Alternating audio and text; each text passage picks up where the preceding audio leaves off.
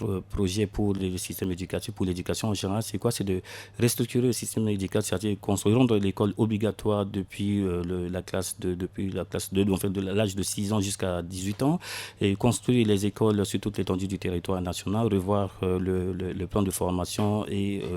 les plannings des cours, construire les écoles dans la capitale et sur toutes les préfectures et bien évidemment dans chaque quartier, chaque ville, et mettre en place un système de l'école numérique. Je crois qu'aujourd'hui, toutes nos frontières sont poreuses. Il faut redynamiser le système de défense. Ce que nous comptons faire, c'est de construire 5 villes militaires en urgence à l'est, à l'ouest, au nord, au sud et au centre, afin de fermer nos frontières, mettre à disposition de nos forces de défense et de sécurité les moyens adéquats pour leur montée en puissance, restructurer aussi le système de défense en distinguant les 3 armées, c'est-à-dire l'armée de terre, l'armée de l'air et la marine, en leur offrant tous les moyens nécessaires et en mettant à leur disposition un budget adéquat. Je crois qu'aujourd'hui, tout prête à quoi que la jeunesse est à l'abandon. Habituellement, on les utilise pour des campagnes et tout, mais quand il s'agit de leur prospérité, ce n'est pas le cas. Ce que nous comptons faire pour la jeunesse, ceux qui sont en déperdition, il faudrait leur trouver un plan de formation, ouvrir les centres de formation et en même temps leur trouver un corps de métier pour qu'ils puissent être importants dans le système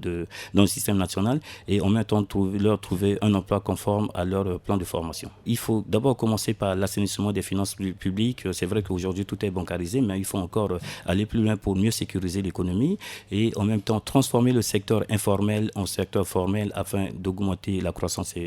économique. Il faut faciliter l'implantation des industries et des entreprises en Centrafrique en mettant en place ce qu'on appelle les taxations progressives. C'est que l'entreprise, quand elle s'installe aujourd'hui, elle va, au lieu de payer 100% d'impôts, on va aller progressivement, c'est-à-dire 30% l'année 1 et puis en même temps la première année et en même temps après on va leur demander d'employer les jeunes qui ont été formés et l'année 2 on va augmenter aussi leur impôt en leur demandant de payer,